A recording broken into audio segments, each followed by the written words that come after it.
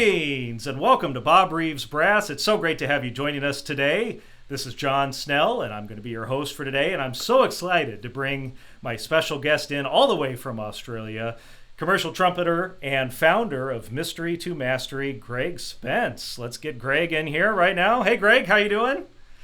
I am wonderful, thank you, John. Great to see you. Good morning, I should say, right? You're already on Friday. It is 9 o'clock Friday morning. I should move to Australia. You're always one day closer to the weekend than we are. There it is, but it's a long flight back to have an extended weekend. Yeah, right. Well, so I was going to say, it's been a couple years since our last visit down there. It's been too long, so can't wait to get back there. Hopefully sooner rather than later, my friend. Right. Right. Yeah. For those of you joining us, show us your love in the comments section. Let us know where you're viewing from. Since it's a little later, hopefully we'll have a few more folks from Australia. I know we normally do these at 2 o'clock our time, which is like, 6 or 7 a.m. over there. So, yep. But let's to get things going. You just posted a new YouTube video, which was great. I watched it before we started. And I won't ruin the spoiler about blowing out the candles. But can you talk a little bit about what you just posted? Well, having Windworks up for the last couple of years now, it's given me time to see what people are understanding, what they're sometimes misconstruing. And when I have students that are Windworks members and they come and get a lesson, quite often something that I do, everything of Windworks is all about efficiency and eliminating unnecessary physical exertion in the system.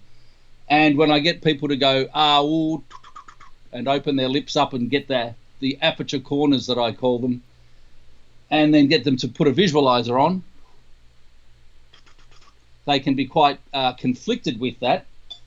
So I demonstrate that with the tissue and all sorts of things, and it's a lot of I'm addressing overblowing as well. Too much energy, too much force. There's a lot of emphasis on big breath and lots of push, and whilst we need to have some strength and some abdominal support there, at times it's generally overdone and it creates inefficiencies. And when I'm really fortunate to be teaching very high standard players from all over the planet, a lot of really top end touring pros, and of course a lot of them won't say it out publicly. You don't want to go off having an issue with my playing and that, so it's quite confidential, but the things that I'm seeing going on based on a psychology that's just not quite right. So my game is to just try and eliminate any involuntary muscular activation that we don't need when playing. Simple as that. And I actually brought in, just behind me here, I've got the whole pile of books. Let's see if we can see them. Yeah. I just put together a collection of all the methods over the years that I've worked there. You name it, it's probably in there. And that's also the physics and science books as well. So the video kind of very quickly encapsulates all of these concepts, about efficiency, not overblowing, not pinching the lips, all about that. Yeah, and if I'm coordinated enough here, I'll copy and paste the link to YouTube's down in the comment section. We'll see. Thank you. Last time I did that, I ended the broadcast, so I'll be real careful with that. Man, look at this. We already have Brazil checking in. We got the U.S. checking in. Andrew checking in from Dalby, Australia, not too far from you, hey. Right? Good eye, right? I'm working on mate. That's not bad. It's a lot better than my American. Well, it's we have a stock of Vegemite here, so having a good spoonful of that every day gets my accent going. I love it. Well, so thank you all for joining us already. Let us know where you're viewing from, and of course, if you have any questions for Greg. Dennis already put the link down in the comments. Thank you, Dennis. So check that out after we're done here. And if you have any questions for Greg, let us know. So Greg, when exactly did you start Mystery to Mastery? How long has it been now? I started writing book one in the year 2000 and published it in 2004. Then book two came out, which was just an ebook, in 2010. And I decided in 2011 to make Mystery to Mastery my career path, even though I was playing full-time as a professional. But I've just had this desire to get right in and really talk about and demonstrate all of the little elements of playing and where I see a lot of people going wrong, based on my own experience of learning fairly incorrectly, let's just say. And then so I started building the Windworks course in about 2000, and the ideas 13, 14, 15, started putting it together 15, moved up to Queensland here in 2017, and finished it all mid-2018 and put it out. So it's been running for just over 2 years. Amazing. Yeah, and I remember we had you on the podcast, right, when you were starting that off, yeah. And that was incredible and mind-blowing and refreshing for us from a player's perspective, because I think, as you mentioned, a lot of top players, they're talented or they put in a lot of effort and they have success, they're getting calls, but they still doesn't mean they're necessarily playing correctly, right? I mean, that's what you experienced in your own playing. I suggest that there are a few players out there that just can play everything that they want to be able to play whenever they want to be able to play it. I think we're all limited, and quite often you'll get naturally gifted players or people that, they played a lot when they were younger and didn't have too many issues, and all of a sudden something flares up, or they find a restriction somewhere and they don't know how to fix it. So for me, I was taught to buzz my lips together, and air going straight down, massive tightness in the lips, a closure in the throat, overactivation of the abdominal. So basically I was playing with my throat closed the whole time, and I knew that I was just working so hard. And through university, I'm just, something's not right. I remember saying I'm a chops player, not an air player.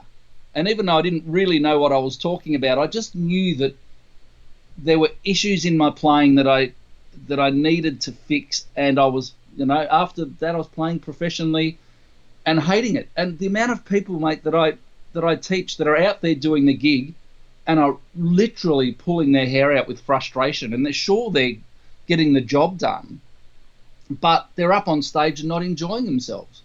And we're talking with the top performers on the planet, it's heartbreaking. And there are, I won't mention names, but I gave a lesson to a professor from a prestigious university in London the other day, and I went through the concept of aperture corners and Body's concert hall, and she says, "You're a genius." And I saw the sound open up and you could hear it, and she played things she'd never played before. And she's a full-time professional. That's just a difference in psychology that I've developed from studying all this stuff and literally having to do things completely often opposite to the way that I was originally taught. Yeah, and so do you think are we starting off wrong when we're playing? I mean, you mentioned like buzzing the mouthpiece and stuff like that. Do you think it's just how we've started, inherent in playing, we just try to overcome, or what causes that? Let's do a poll and see how much hate mail we get here. I have a lot of really, really beautiful fans, and I'm a Satan to a few people as well. Now, the jury is out on, well, it's not, but let's just say that to be diplomatic, on mouthpiece buzzing. Let's just say that done correctly, it's fine. If there's no overexertion from the body and no mega pinching from the lip, it's not going to be damaging. But it's not what we're doing when we're playing the instrument. And so the psychology instantly gets set that we have to grab the lips down, sound comes from there. And I'm a fan of the stamp approach, and there's a book by Roy Poper, and he says that the stamp was after like a loose, very airy, loose kind of thing. But again, it sets the psychology of the lips making the sound, and the lips aren't making the sound.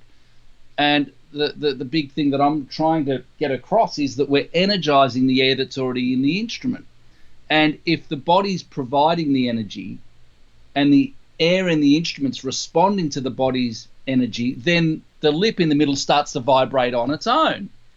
And so as soon as you go in, you get anyone, you bring in 20 people from 7 years old to 50 years old and get them to go, firstly, the bottom lip will generally roll, the abdominals will over-engage, the throat closes off. Hey, do you want to do something a bit crazy, a bit out there? Sure. I'm always, I work at a mouthpiece shop. We're always doing stuff that's out there.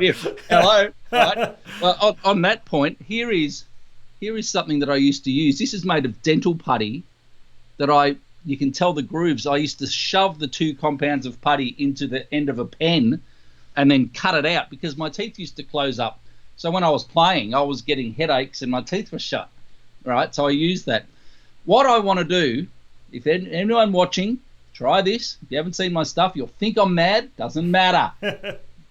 So what I do with my younger students, what's the first thing we do? First thing we do, and I look at what's the first thing we do, and they go like that. Between the teeth, so make sure you wash your hands for 20 seconds before this or whatever. Yep. Put your fingers between your teeth, right, and go, and slowly, softly breathe in, right? And then if you close your eyes and do it again, that's what I call the body's concert hall, because the energy reflects from the instrument back into the body, and I want it playing into a concert hall. And that is basically the polar opposite feeling to what we get when we start trying to buzz a mouthpiece or lip buzz. Everything tightens up. We don't need to do that. So that's, again, all my teaching is about taking things to the extreme, eliminating activity that's not required until it is. And I've got this thing called the 1% rule. If I was talking to you like this, right, and g'day John, how are you, mate, and I've had students turn up like that, what do you reckon the first thing is that we have to work on is their concept of sound as this. So to get them to find that resonant body's concert hall, and the 1% rule is, and this is where brass teaching can get a little bit confused. If someone's got a tight sound, what's the number one go-to solution? Use more air. More air. Everything's more air. No, it's not. Yeah. Would you tell someone singing or talking, "Oh, when the saints go marching in," you'd never tell them to use more air, ever. You'd say, relax. So my 1% rule is if you can relax 1%, to get 1% more sound, and everyone can do it. I don't care what standard of play you are. I don't care what instrument you're on, saxophone, bassoon, trombone, tuba. If we can relax the body and let the body resonate and add instrument without getting the lips tight and having to push, all of a sudden, sound opens up. It's easier, sounds better. Fascinating. Apparently, I mean, we're getting a lot of comments, but all of them are people saying hi and that WindWorks works for them. And apparently everyone knows you and they know you're just going to talk and they don't need to ask questions because everyone's just saying, "You're great, Greg." Yes, I agree, but they're afraid to ask questions. So let us know where you're viewing from. I tell you what, and this is, I had a master class in New York, right? And quite a well-known player turned up, and I refer to him as Mr. 50-50. I won't mention names, but he says, I agree with 50% of what you said. To which I had no time to get into the conversation, but I'd love to. I want to hear the rejection. I want to hear, Greg, yeah, great, but a lot of what I've learned is from someone saying, Greg, I would get you to consider. And I do, like, there was one thing on a forum years ago, and because I used to go down the Claude Gordon path of tongue position is gold, right? And now, as it turns out, there's a lot of Claude Gordon teachers that think I'm Satan because I start talking about musculature of the face, which is, kind of that philosophy. But when I was in that path, someone, a guy named Darryl, said, Greg, I'll get you to consider such and such. Read this book by Arthur H. Bernard called The Musical Acoustics, The Foundation of Musical Acoustics. And it's the third one, just here, Fundamentals of Musical Acoustics. So I did what a lot of most people won't do, is go and get it and read it. And whilst I probably only understand 1% of the book, I got what I needed for the purpose of my playing. And because what that did is change my psychology, because everything is triggered by our belief system. We've got an understanding of the way that we play, or the way that we think we play, and that belief system triggers the musculature. Habits are created, reflexes, and that's what we use. And I've changed in a very, very big way from playing. Will I destroy everything if I play a couple of notes? Maybe. Just point towards exactly. Don't point towards the mic. Let's see. Yeah. Just go. Right. Yeah. So or I can turn you down too. So let's see what happens. Let's see what happens. Yeah. Locked throat completely. Over-engaged abdominals.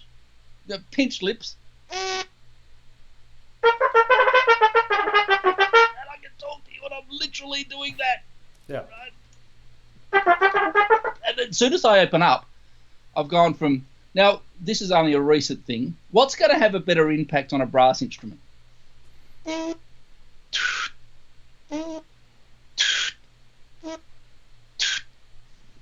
For anyone who's been playing for any short amount of time would know that is not going to work as well as...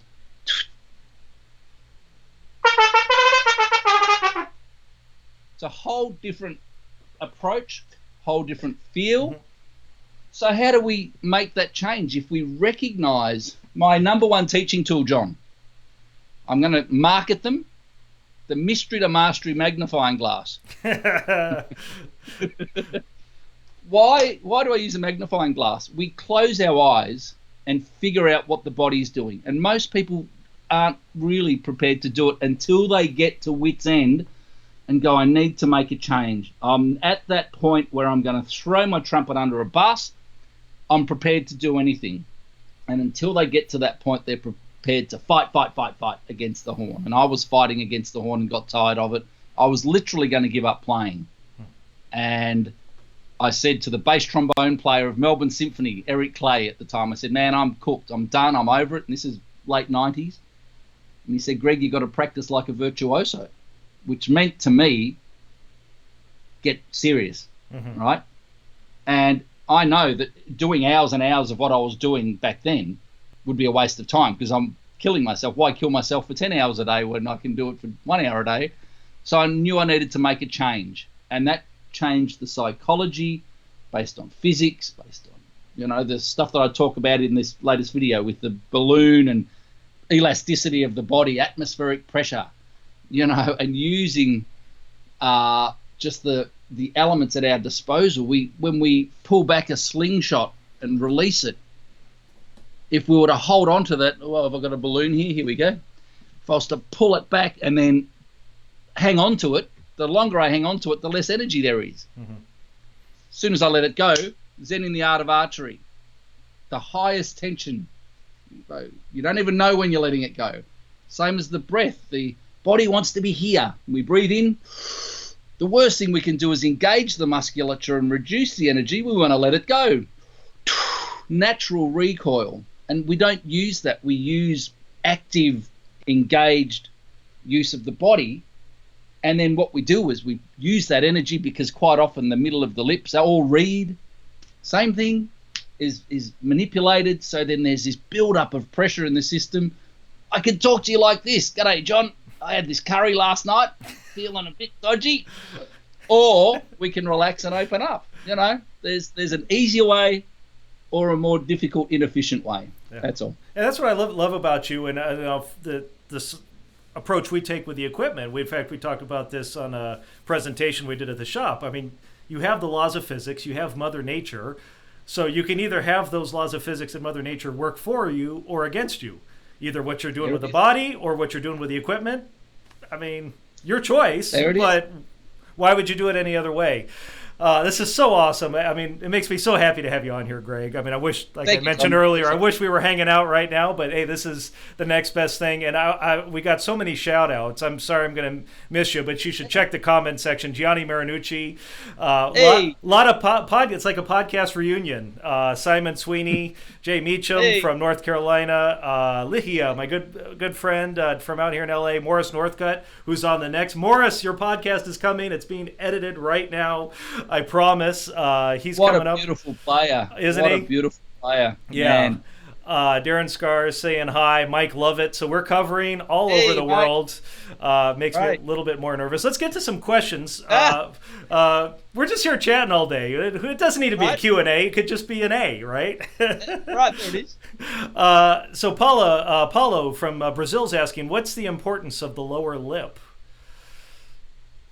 Well, it's got to be there to vibrate against the respond to the air column. It's got to be there. Try playing without the lower lip.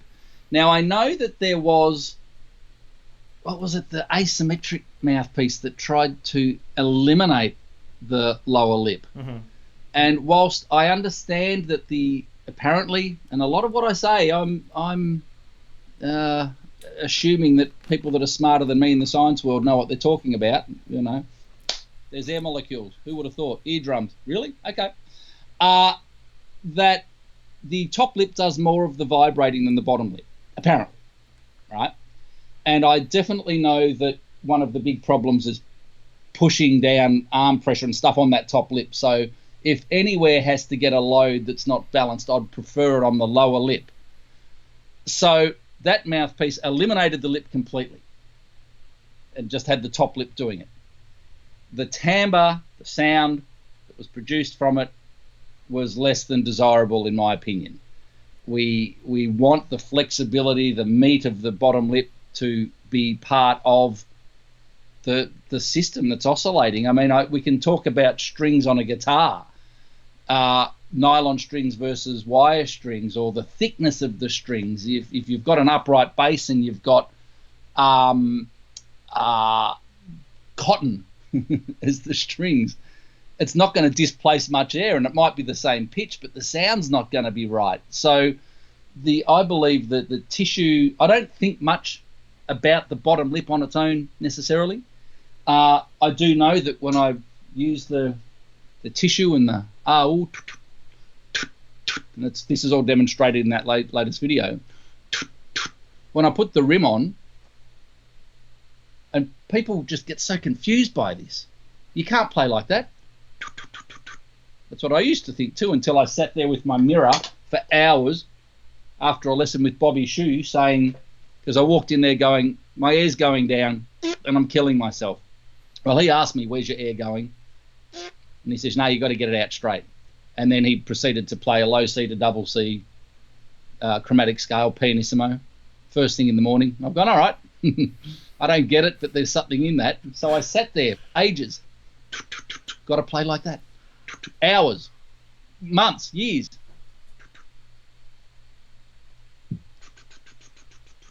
I only recently discovered that setting is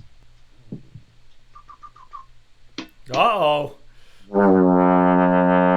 about a G flat below B flat on a trombone.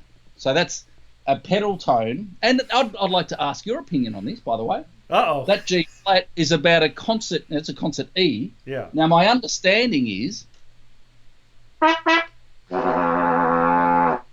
that's the fundamental of the trumpet, because they had to sacrifice the pedal C to get the harmonic series to align C, G, so on and so forth. So they had to. That's why the pedal C is so tough to play, because Wonky, it's yeah. basically sitting between two, the fundamental and the second harmonic. Is that your understanding that about the E is the fundamental of a B flat trumpet? That'll respond, yeah.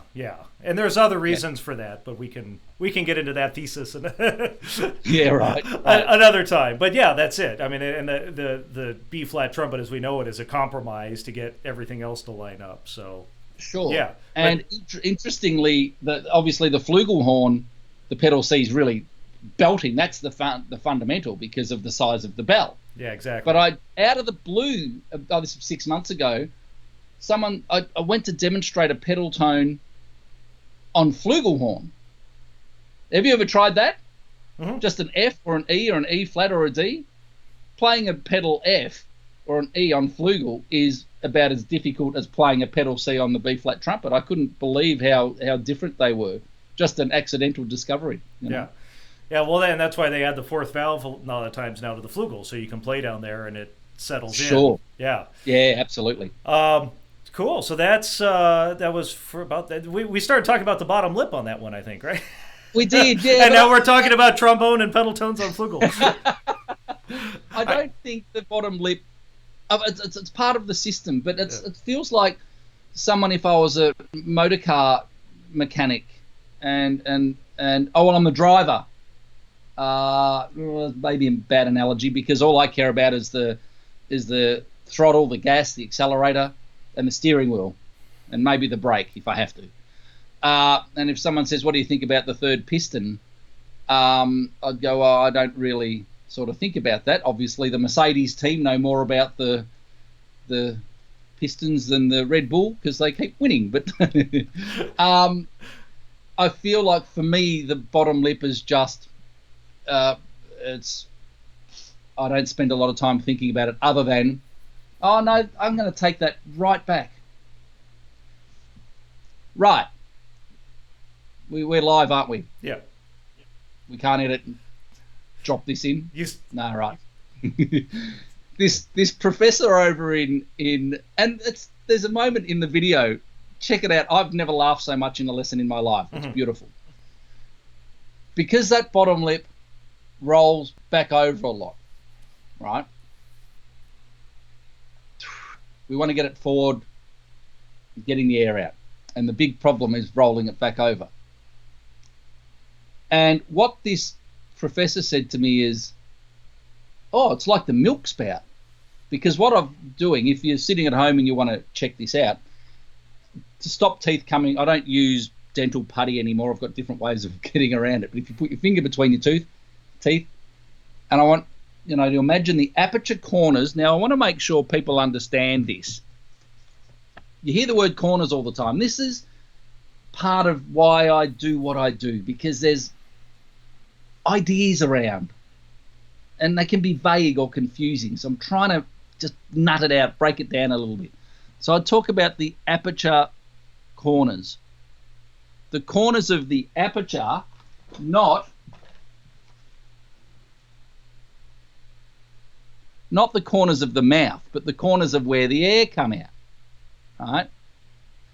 So what I'm saying on this video called Rockin' Range and Resonance in the Largo Status of Windworks is finger between teeth to keep the teeth apart, aperture corners in towards the finger.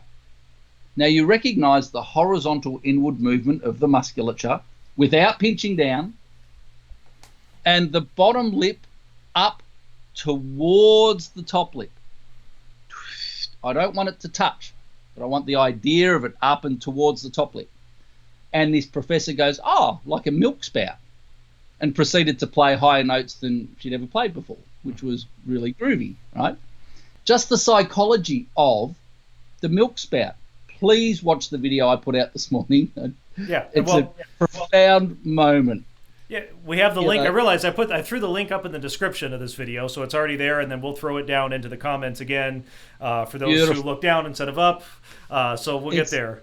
It's about 16 minutes in, and let's just say milk spout, forward and up, and me laughing like I've never ever laughed. We were cracking up at the shop.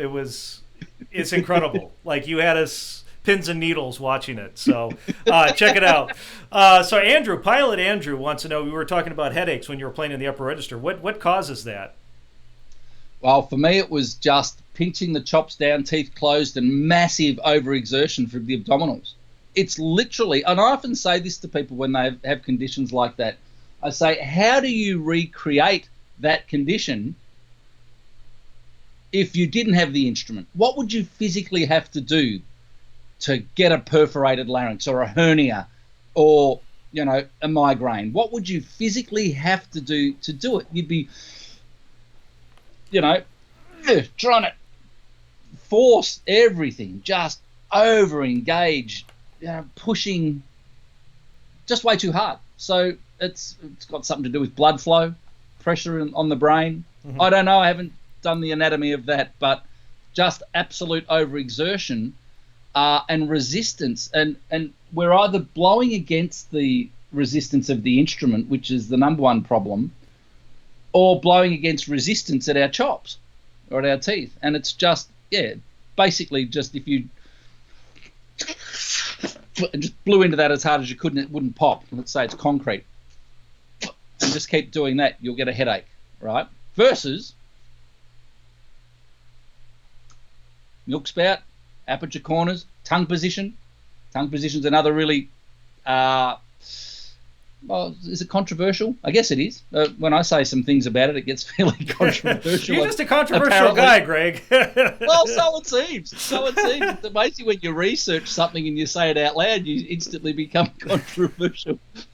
Anyway, so if you combine those, then you're not blowing against the resistance of the horn. And this is the thing. The sound suggests, and even watching people play, I don't know whether you can tell what that picture up there is. Yeah, it's a little bit out of frame, yeah. Yeah, it's. I got to meet Maynard Ferguson when he was in Melbourne. Oh, there we go. Get rid of the frame. Yeah, right. So, its story goes that when he was younger, playing all over the horn, fantastic, effortless, ringing its head off, and his wife in the 70s goes, "It looks too easy. You need to put a bit of pizzazz, a bit of show behind it." And then so you see that, and you go, "Oh, trumpet must be hard work." And you see people playing and going red in the face, and it sets the psychology that it has to be hard. Mm-hmm. So then when it becomes hard work, we accept the fact that it's hard work, and we feel that it's hard work, and we go, "Cool, well, I'm playing trumpet. It has to be hard work." Yeah. But I just remember getting lessons where I'm, or just practicing, got to get stronger, got to get stronger, got to get stronger. And then I'm watching dudes like Alan Vizzuti, king of efficiency. Yeah. And going, something's wrong. What I'm being told and what I'm seeing and what I'm feeling, it can't be right. There's got to be something else. And that's why I started reading all these books. And now I talk about the voice. And if you get a headache singing, what the heck are you doing when you're singing? But that's what we do on wind instruments, So I think that's what caused it, just blowing into the resistance against Arnold Jacobs in Song on Wind, another one of the books up there. Danger lies, talking about the upper register of the trumpet, danger lies in blowing against the resistance of the instrument. And there is so little air. If I just love this stuff, John. Right? Low note.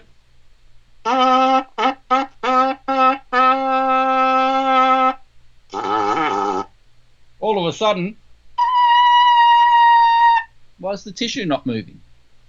There's hardly any air move when we're playing up higher, but the sound suggests massive activity, massive amounts of air. It's not, and I'll hop on any stage anywhere in the world and with anyone on stage, fans or, critics, and say exactly this. There's no airflow in the trumpet. That's why you and Bob and us, we all get along so well. Yeah, right. There's no airflow in the trumpet. Well, what do you think about... Sorry to cut you off. Here you go. Oh, I'm used to it. No, what were you going to say? What were you going to ask? Well, my thing at the moment, and I'm still sort of working my head around it, but I've mentioned the Body's Concert Hall quickly, and this is one that really gets me, and you might like this. Fantastic mouthpiece I've got here. Imagine I blow up a balloon and I stop the air coming out with my fingers. We can all agree that we don't need to squeeze the balloon for the air to come out. Right? So what happens if I fill my lungs up? It's just a balloon. And the body wants to be here, so I can go, relax, or put the tongue in the way.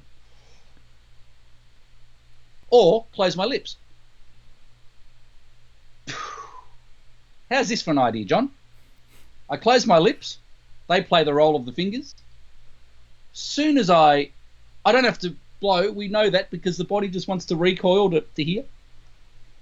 I open the lips up and let the sound back in. We've got to add the instrument to the body. We're using the energy of the reducing body to activate the air within the pipe. And the lips respond and it creates a sound wave.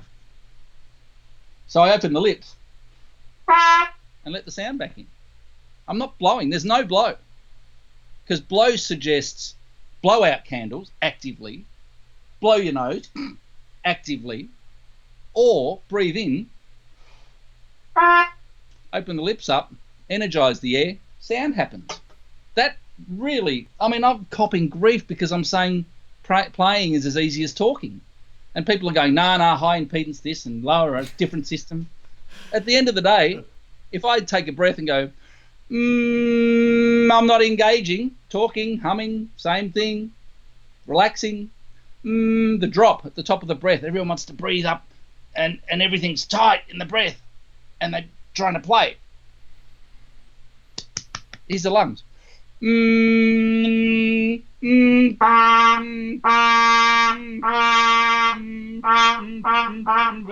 keep talking to you and there's no engagement. Now I'm starting to engage because I'm running out of air and now I'm having to push and I'm just about out of air and then all of a sudden I take a breath back in and go, hey John, nice to talk to you, and it's nice and easy again. Yeah. Right? Yeah. So there's a direct parallel between all this and the voice and Brilliant. Just the efficiency. Right? Brilliant. Well, while we were talking, a bunch of questions came in, so we'll try to get through these, and people checking in from all over the world.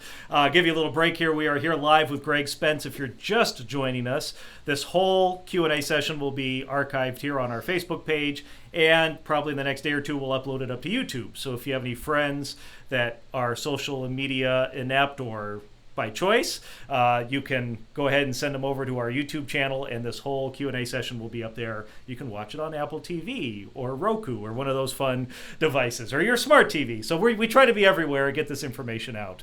So let's move along here, and of course, let us know where you're viewing if you're joining us.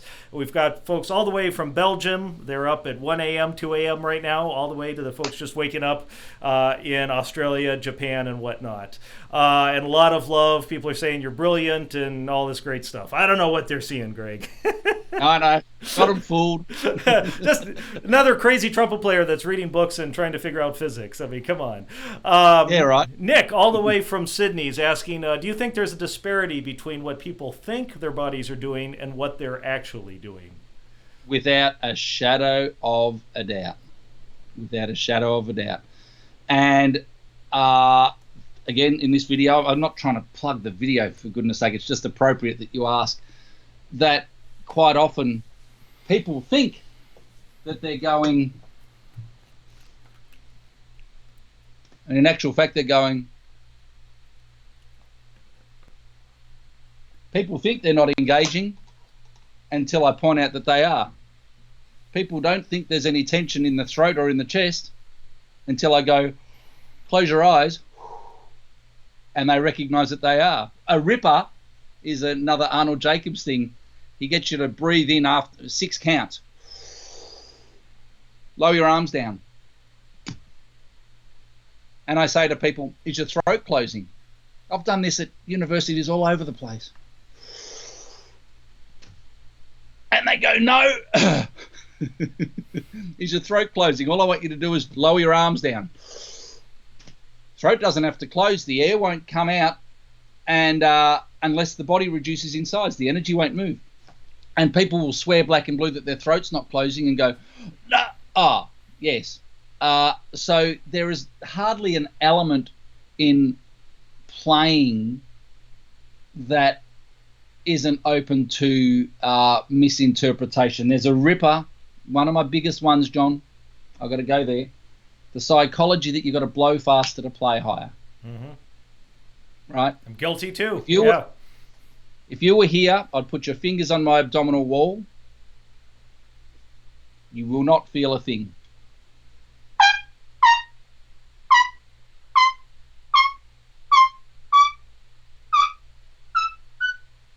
You won't feel anything. There's nothing going on.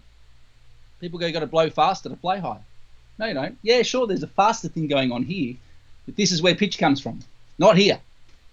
This is for long notes and loud notes, right? But the psychology is, and you see it all over the place, you got to blow faster to play higher. So what does that do when you don't understand what this needs to do? All of a sudden, this isn't going into the right shape, and this is working. I can say this because I've been there. It's experience. It's not just a theory. It's fact that we kill ourselves from not knowing what this is doing and overdo it here. And again, I'll hop on stage anywhere with anyone and debate this, because the psychology is, here's your range, compression. It's not that, and it's just everywhere, and it's killing people. I see it on a daily basis. That's why I'm so passionate about it, because I'm seeing the destruction because of the psychology that's out there, and it's everywhere. And so of course I'm going to get resistance, because what I'm saying is different, but it's based on reality and thankfully experience, you know. So there is basically just about everyone, and I try my very, very best to not be one of them that's saying something and doing something completely different, because I've researched it, that I am my own guinea pig, right? When I used to practice with this between my teeth, that's the length that I went to, John. Dental putty compounds from a shop and mix them together, put it in a pen, cut it up, put it between my teeth, because I was chewing through too many pens. I was using the end of a pen, and I, $10 a week on plastic ends of pens. Amazing. When you believe something, I've got this thing called coffee moment. A coffee moment is when you understand, well, you think you understand something, you're learning something, you think it should work, but it's not working. You understand it, but it's not working for you. And the reason that I wrote my first book is because I was so convinced on the science of what I needed to do, getting rid of the manipulated lip. Instead of it being sympathetic, I call it synthetic, synthetic creation of sound, gripping the lip down. I'm like, it's wrong, it's wrong, it's wrong. I know the feeling that I should have. My teeth have got to close up. So I'm sitting there with this damn thing between my teeth, and I said to my wife at the time, I might be in here for 12 months. I'll see you when I'm done. And I'm sitting there, thing between teeth, using trombone to get the sensation of it. No sound, just... I'd never played trombone. Good opportunity to learn a bit of trombone. Get the feeling of it, put the trombone down, replicate. No sound. I don't care. The reason that I could stick with it is because I knew the physics was right. Lead with the air. The lips are the vocal cords of the instrument. The lips respond to the airflow. All of this stuff. And I know I'm creating sound from here and push. Sit there.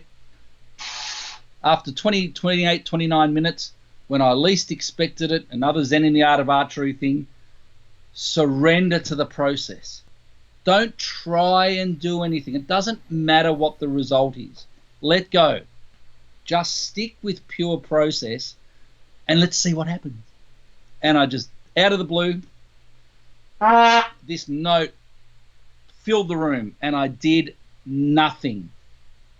So what most people would do is try and repeat it, and the wiring that they would use to try and repeat it is their playing routine rather than the process that I'd taken half an hour to go through. So what I do is put the instrument down, go into the kitchen, put the kettle on, have a coffee, and think about it. What just happened? What did it feel like? Immerse yourself in the feeling. Understand what happened. If you try and do it again, trying is active. I didn't try and do that. It's the fact that I didn't try that it happened, right?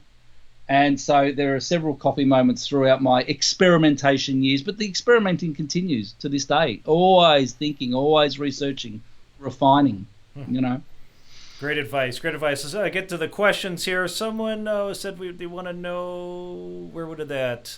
And Andrew's asking, please answer this. Which question do you want us to ask? We got a lot of questions, so I'll try to get through them. Andrew, let me know which questions you want to know about. We'll make sure we get them on here. Dennis Johnson was asking about how important it is for your equipment. I can ask a question, really, I can. I do this all the time. How important is equipment to playing efficiently? There we go. Well, I am not a big gear guy. You know, I even said to you when I was over at your shop, I said I've only used a few mouthpieces, but I'm thinking I wouldn't mind trying. So you put a sleeve on just the Yummy 17B4, and I tried. I can't even remember what size you gave me now, but and now I'm a lot blinder than what I was then. A B9 SBL. That's that 5S. There we go. So I've never been a big gear guy. However, when you play an instrument, I'm sure everyone's done it. You've got to have been playing a while to understand this, but you can feel an instrument that is stuffy, that takes more work to sort of get the result, or you feel something that just feels free, feels easy. And it's a very subjective thing. But I think gear is definitely important as far as efficiency goes. You've got to have the right gear. And I'm sure there's, better gear around if I was to research and study it, to refine every single bit of the mouthpiece, the throat, the bore, the blah, blah, blah, blah. But I've never been that deep into the instrument mouthpiece size. I've found something that feels good, sounds good. If it feels like it's hard work, I'll, try something else. But when I find something that feels good, sounds good, I'm going to stick with it. Like Gianni's watching, hopefully he's still there. He knows more about the trumpet and how all the different bore sizes. And a couple of my mates in Melbourne are big into all the gear. Not me, but I know that when I pick up something that doesn't feel good, that it's not right for me. And I can, because I'm a fairly efficient player, well, hopefully very efficient, that when I go to play something that might be a little bit stuffy, and I'm interested to ask you, what creates a stuffy instrument, John? Why is it when you... You have an hour? Right. I'll be back in an hour. Yeah. Well, actually, check out the presentation that we did for the Bill Adam Festival last week. I'll send you the link to the video, and you can see you'd love our no airflow mouthpiece and some of the tricks we did blowing out a candle without air, things like that. Love it. But yeah, we actually addressed that. You must have said something. We got one angry emoji in the in the comments. You must have said something about tongue level or something, or it's one of your buddies making fun of you. Yeah, right. Real quick here, Morris is asking if you were doing any projects pre-COVID shutdown, and also if you're doing the Mystery to Mastery full time now, or if you're still playing. Anything you care to share about that? Yes, I'll get to that in just 1 second. If the angry face was my wonderful, lovely friends at Yamaha, my Bobby Shoe trumpet is the best, most efficient trumpet that I've ever played, and I absolutely love it, and that's why I play it, because it's an efficient instrument. So take your angry face away if it was. Right, look, I've moved to Queensland, which is the highest state on the east coast of Australia, as of 3 years ago. After 25 years as a full-time, 8-day-a-week professional, trying to run the site and gig full-time was a lot of work. And I've got to say that I got to the stage where I'd lost the love of performing, the joy of performing. I was playing with the Melbourne Symphony. This was after I came up here, playing lead trumpet for the West Side Story film. And, the conductor stand up in full concert halls, clapping, maestro. And I was almost in tears. I'm like, I'm really done. My passion and contentment come from talking to you, talking to students. And so my gigging is a lot less. However, since I've moved up here, I'll jam with a couple of funky bands, and I've done some work with the Queensland Symphony.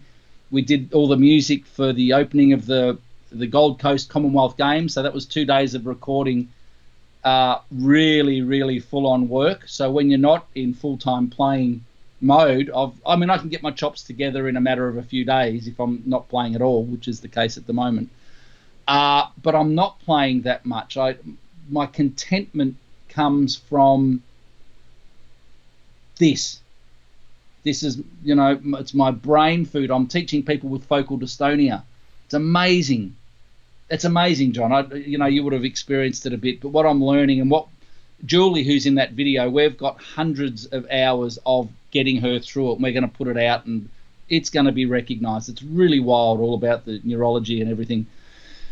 So I was booked to play with Lisa Simone just before COVID, and it got Nina Simone's daughter. So it got cancelled, unfortunately. So hopefully she'll come back and we can go and do that. And I got called. I just had knee surgery. I did my ACL and all sorts of things, and they rang and said, we've got a movie score. Can you come and play it live with the film? To the point where they said, we'll come and pick you up and wheel you out in a wheelchair to get you on stage to do it. Awesome. But I'm just in agony. It's like, that's not going to happen. So I'm not gigging much. And up where I live, about an hour and a half north of Brisbane, there's a small music scene, but there's no make a living from it. My life is Windworks. From all the feedback that I'm getting, it's helping people, because it's a different approach for people that have just having some issues with their playing, and I love it. I'm teaching, daily, people all over the planet, and this is why my passion comes from, because I'm seeing the anguish and the frustration of fighting the horn. So it doesn't have to be that way, So this is, and I live, it's middle of winter, it's 21 degrees, and it's beautiful up here. So I'm very, very happy with my choice to move up and make this my life. Oh, amazing. And I appreciate your honesty too. I mean, it's got to be difficult for a musician to realize that's not where their passion is anymore, enough to be able to do that. So that's very eye-opening and refreshing, that's great. Sure. and it was eye-opening for me also that when I went to a local bar, back when bars used to be open and that had bands on, I hadn't done anything for about 6 months, and I went in there and there's this little combo playing, and you get that bug, you get that little tingle of, oh man, I'd love to play right now. And so I've still got that spark, but to do it as a full-time living, I don't know. I suspect I'm just taking a break. It'll come back. Who knows? But at the moment, the juices flow because of all this stuff. That's what really gets me going. It's great. Well, during this time, we figured out what that mystery question was that I passed through. So let me grab it here, Andrew. A lot of people were asking to ask this one. It comes from Andrew. He wants your thoughts, please, on initial attack. He tends to breathe and then lock up and is unable to start the note. This is a real problem. So I've got a video. The first word's P-U, poo. The video is called Poo, Lip, Coo, KMT, and 2. There's 5 different ways of releasing energy from the body, right? So number 1, and this is a real interesting one. When we get the body's concert hall, and I say, relax the body and close the lips. People will say, oh, Greg, you got to be careful. You can encourage the throat to close when you do that. And I go, yeah, I know. You've got to be careful, because if you hop in a car and go driving, you might have a car accident. You're better off not hopping in your car, right? So by shutting your lips after a breath, you don't have to lock off. If you've got an awareness that you are, and this is where this tool becomes really important, if you close your eyes and create that tension. I go back to, you're talking about tension. How would you create that tension without the instrument? What's the sensation that you're dealing with? And create that without the instrument. It will be a closing of the throat and an over-engagement of the abdominals, Valsalva maneuver, and everything's okay. So the instrument's encouraging that. So let's get rid of the instrument, right? Let's get a tissue another one of my favourite teaching tools. Where's the air? What's the air doing? There shouldn't be any lock up there. If there is, you'll be able to recognise it. Close your eyes and lock. Then go. There's no lock there. So then where in here's home base, here's the result.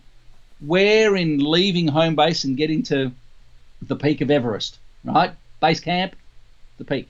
Where in this journey does turn into, where does it lock? So the Pulip KMT in 2 are 5 different ways. Take a breath, close the lips.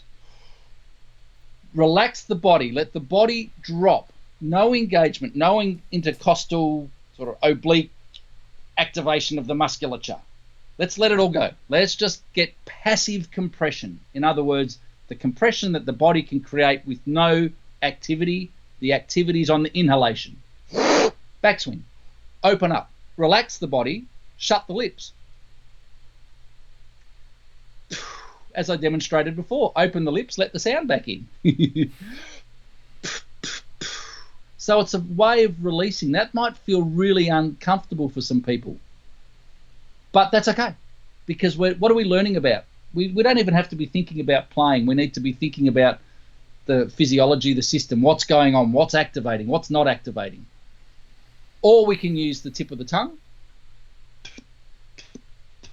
Same thing. Take a breath. Put the tongue between the lips. Relax the body. Pull the tongue away. Let the air out. Right? Do you have to kick the air to get the air to move? No, it's the same as the balloon.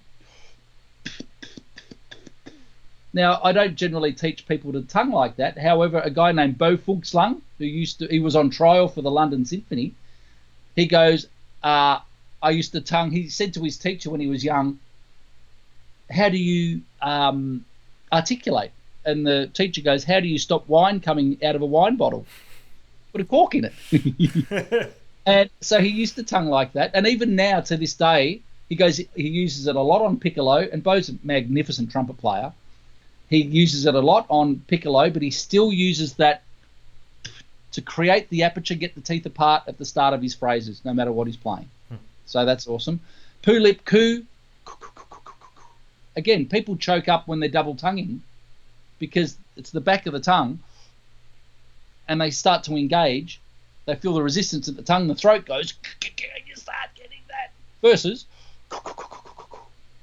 K modified tonguing, tip of the tongue behind the front teeth, behind the lower teeth, and then saying t.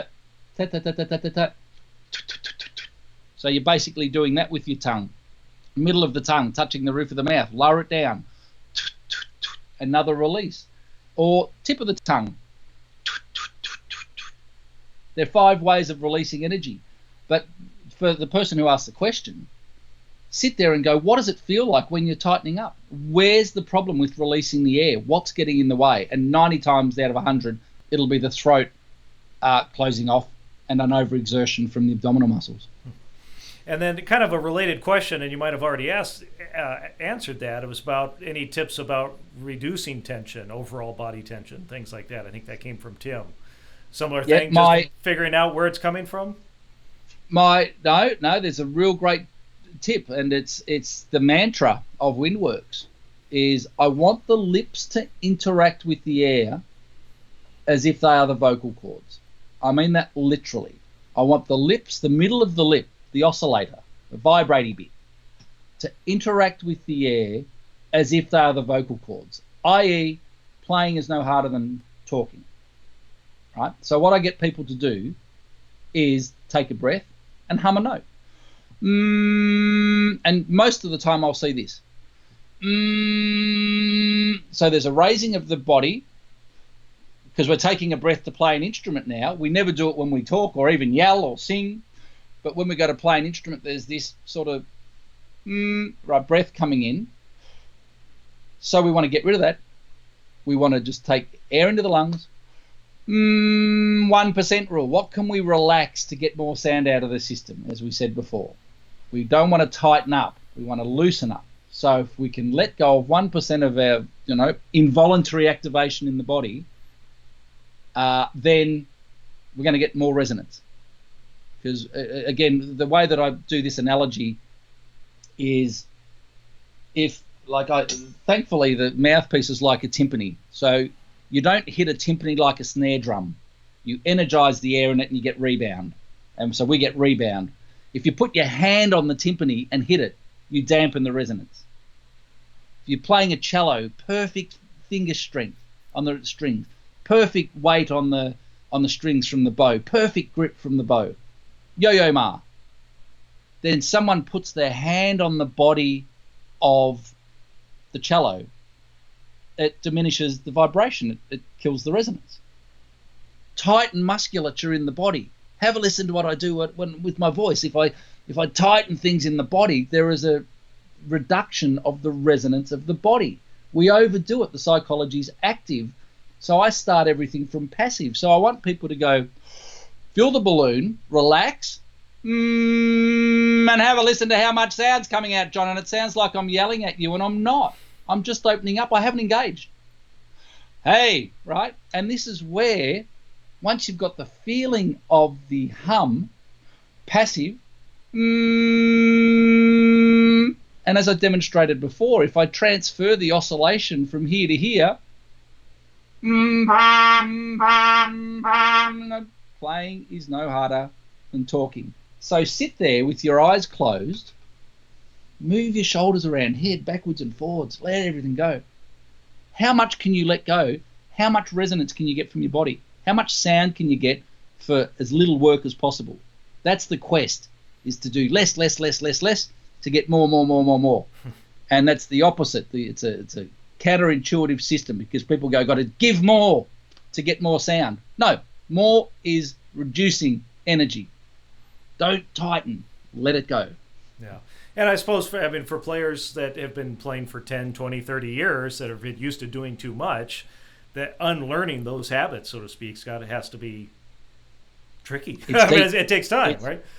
People don't realize the amount of repetition and the amount of belief that is required to make neural pathway changes or creating new neural pathways. I call my students, like Julie, for example, with vocal dystonia. We've got Julie 1.0, which is everything engaging and massive reaction to, I could talk about that for hours. I'd love to do a vocal dystonia chat with you one day. Yeah. And then there's Julie 2.0. Now we've got to the point where superhighway, right? We've got all the ideas and everything there. We know how to make sound efficiently. So you've got your new highway, your new neural pathway, or you've got your old country road. So what tends to happen is we go and we keep getting onto that, taking the wrong on-ramp and going onto the old country road sort of thing. We've got to create a new on-ramp to get onto this new highway, to get the new ideas and wiring to happen subconsciously, not a conscious thing, because the more conscious we get, the more we try and control, and everything tightens up and we embrace old habits. That's why I use tissues and mirrors and visualizers and all this stuff, and eyes closed, to recognize a new sensation and create a new psychology. And my changes were all based on the belief system. Something has to change. I'm fed up. And this must work based on research and experience.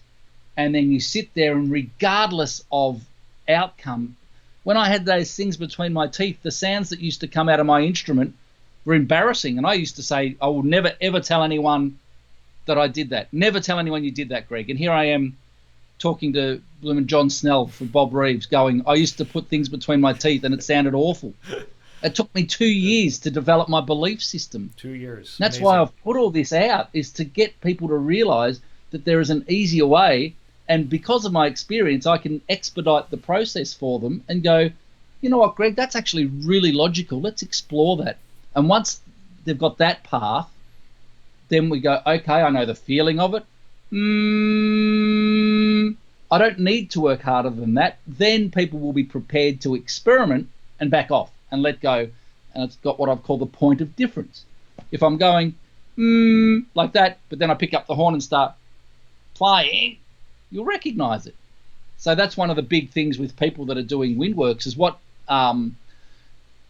they realize is when they go back into gig world, normal playing mode, their awareness of their inefficiencies is really highlighted because we've shone the light on the involuntary activation that doesn't need to be there, and we start to unlock it here. But then, of course, you have to go and play your gigs. With that in mind, the coffee moment day, I'm sitting there, things between teeth, playing trombone. I was still doing TV shows and theatre shows at night, but just hating playing the horn. And I know there are umpteen people out there that completely understand what I'm talking about. Yep. But to go through the process of making change is such a deep process that people don't actually understand the amount of repetition. I don't know whether you know, I'm teaching myself golf left-handed. Really? I've been right-handed for 35 years, hadn't played for 5 years, went out and played, suck. You know what your problem is, Iron Finkel? You know what your problem is? You'll suck at golf, right? So I'm not going to try and fix my right-handed swing. I'm going to learn left-handed, right? And so what are the elements of the swing? I won't go into all that now, but basically to create a new feeling, a new sensation, a new understanding. I was always the arms, never the flow, the drop at the top of the swing, the rotation, the weight transfer, all this stuff that creates a great golf swing. The parallels, the elements of the swing and the elements of playing an instrument are basically identical. Force or release, you know. So to learn left-handed, people think I'm mad. I'm literally out on my balcony like Luke Skywalker, eyes closed, and getting the feel of the rotation and the swing, and literally playing with my eyes closed.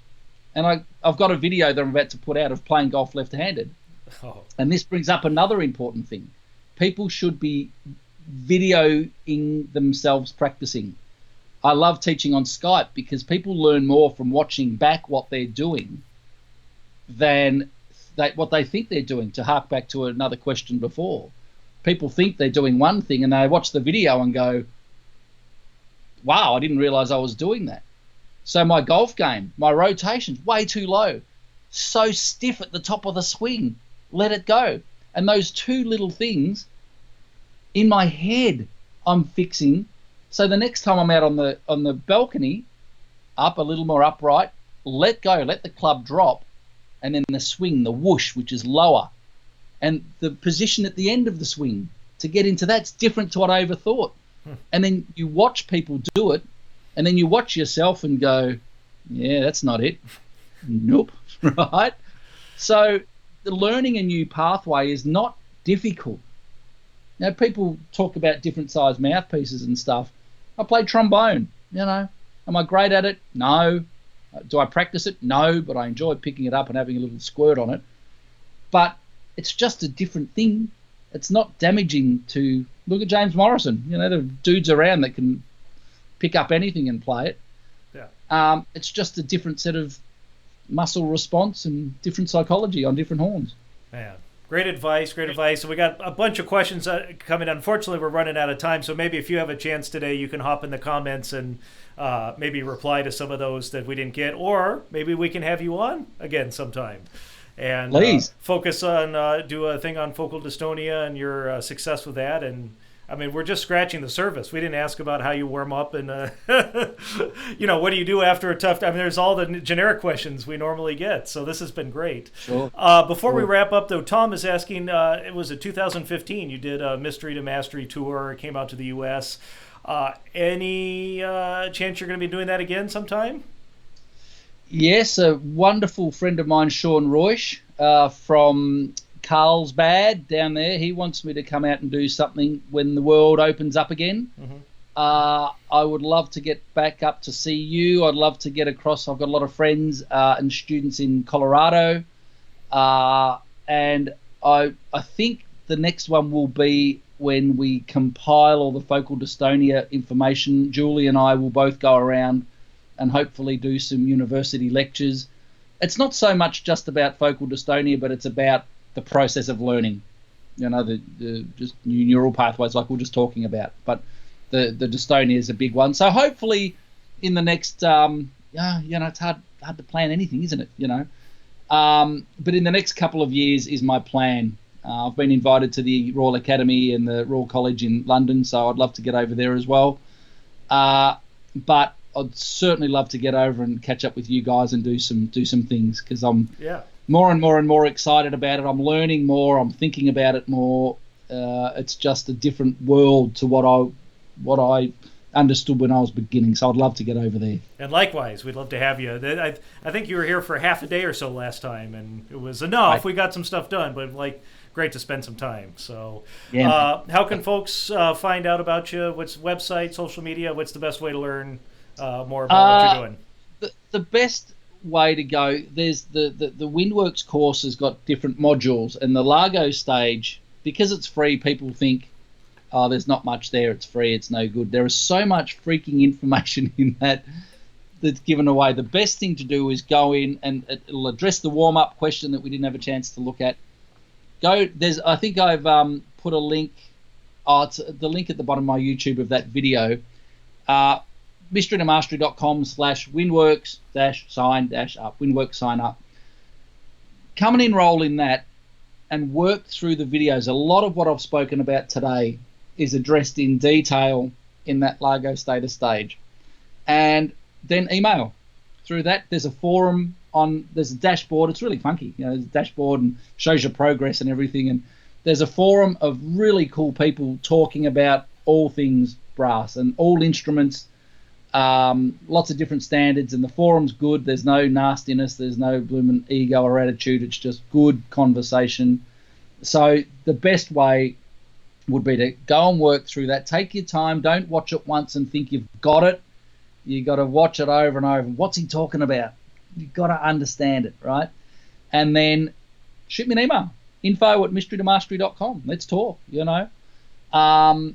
So there's Facebook, Instagram, Twitter, Pigeon, Well, the website's the best place, and sign up for that Largo class. And I did that when you released it. I went through that, and it helped me. And if it can help me, it can help anybody. So how's that for an endorsement, right? Well, I'm not sure. I'll have to think about that. Oh man, what fun! We could go all day.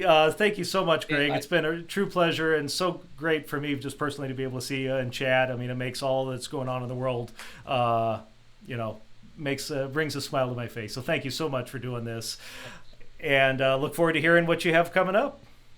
We'll do dinner again by the Brisbane River very soon, my friend. Yeah, hopefully not on graduation night when we can find a seat a little easier. But that was great. I still have fond memories of Brisbane. So absolutely. Thank you so much, Greg. Take care. Thank you. Cheers. And thank you, everybody, for watching. What fun. I mean, man, we did an hour and 15 minutes. This is incredible. As I mentioned, we just scratched the surface with Greg. So be sure to check out mysterytomastery.com. Be sure to follow us. We have a lot of stuff coming up.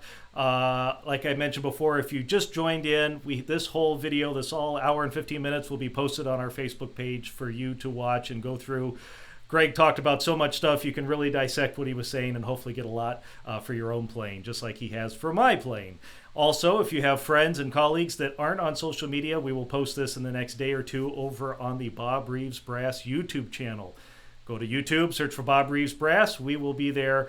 And we are doing one or two of these Q&As every week, both trumpet and trombone. So you're not going to want to miss them. So make sure you follow us on all the usual social media places so you don't miss out. Next week, we have a very inspiring guest, Dante Winslow.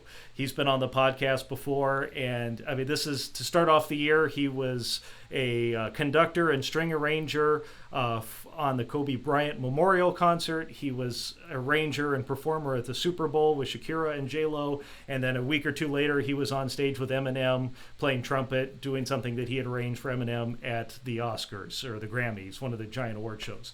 I mean, you don't want to miss it. And he came off the streets in Baltimore and is just an incredible human being. So you're not going to want to miss Dante Winslow live Q&A next Tuesday, a little bit earlier, back to our regular time at 2 p.m. That's it for now. I hope wherever you are around the world, you're safe, you're healthy, and let's go out and practice a little bit, shall we?